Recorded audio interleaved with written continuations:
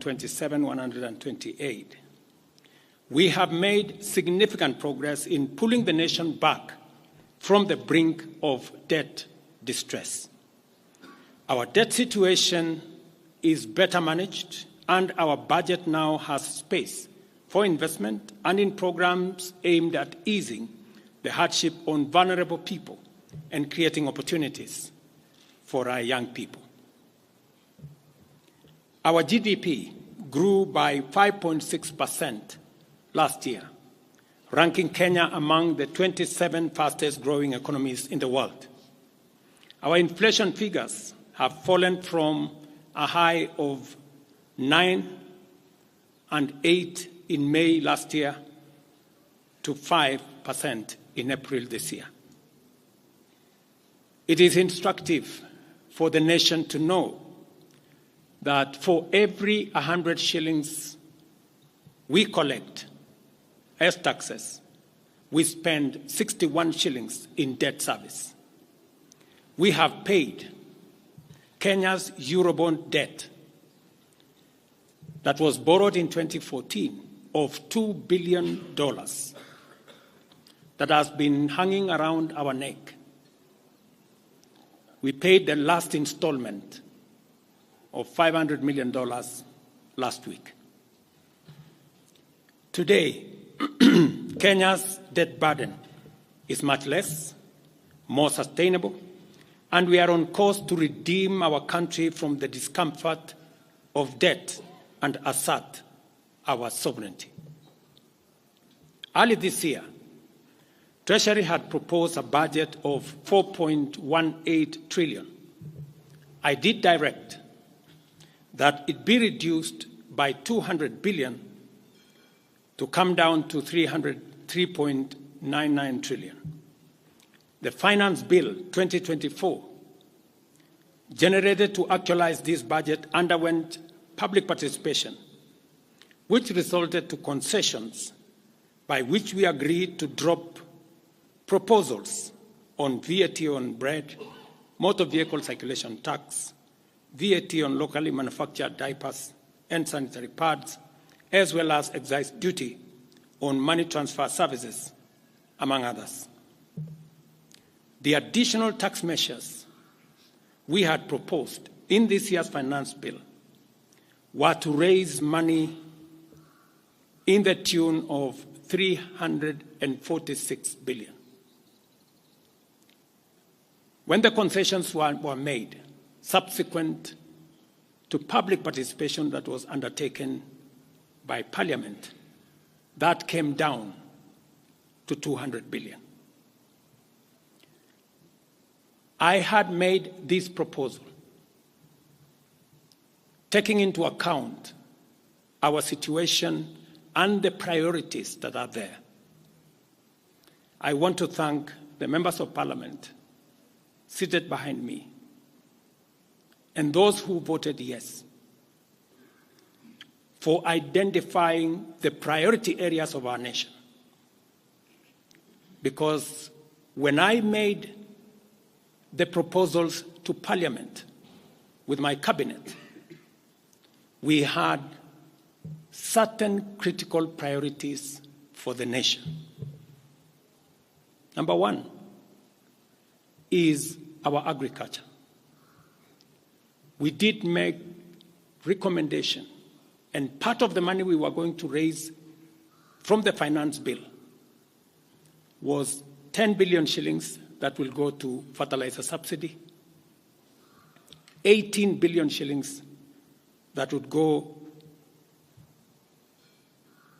to making sure that junior secondary school teachers, 46,000 of them would be confirmed on permanent and pensionable basis.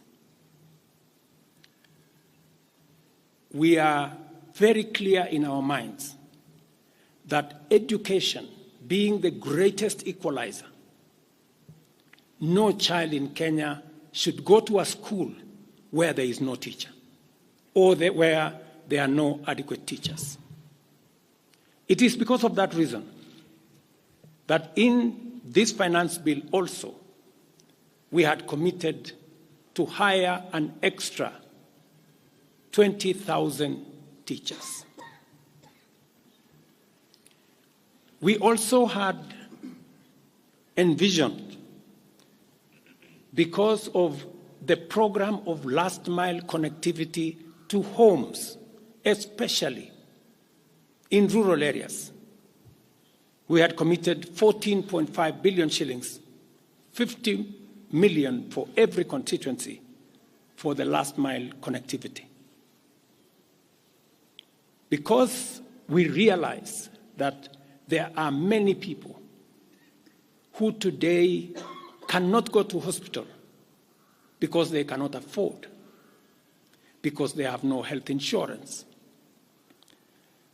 We had committed 6 billion shillings to operationalize our universal health coverage plan that would make it possible for every citizen to have a health insurance, those who cannot afford to be paid for by the government of Kenya, and to also operationalize the chronic illness fund that would make it possible for those who suffer from cancer, diabetes, hypertension, to be able to go to hospital, be treated, and go home without being asked for any money. We also had planned to put in money for our coffee farmers to retire the heavy debts that are bedeviling our coffee farmers.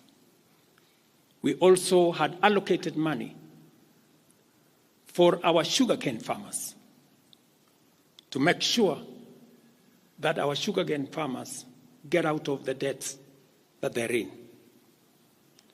We had also committed to our milk farmers 2 billion shillings to make sure that every farmer is paid a minimum of 50 shillings per litre, to make sure that these farmers, very hard-working citizens of our nation, get a fair return for their hard work and for feeding our nation.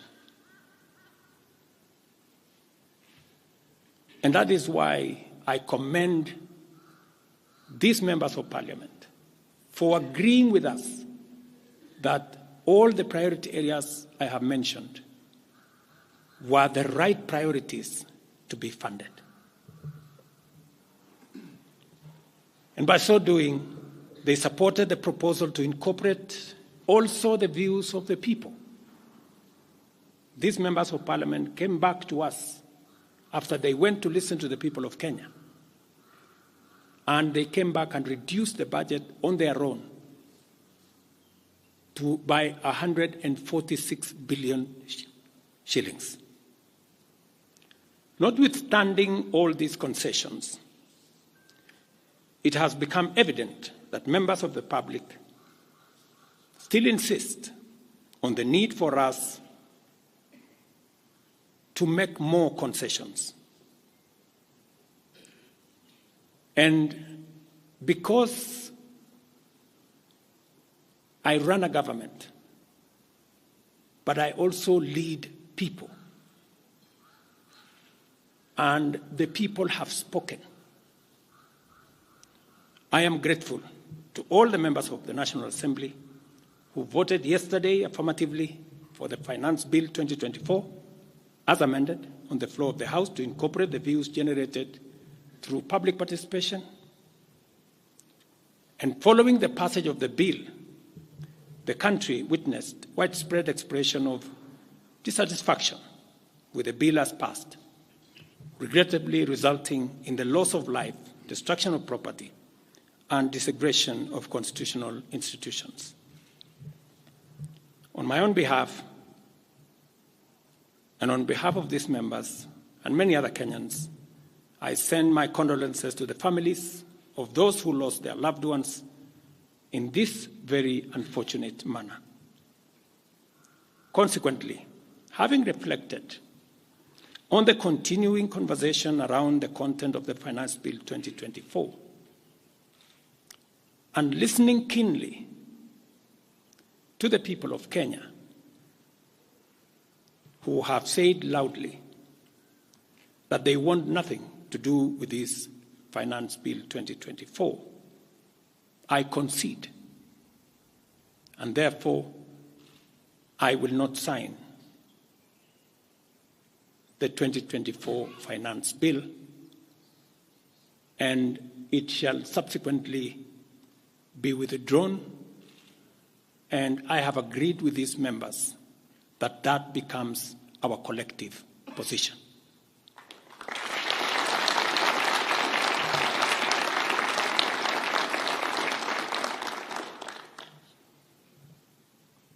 Accordingly, there is need for us as a nation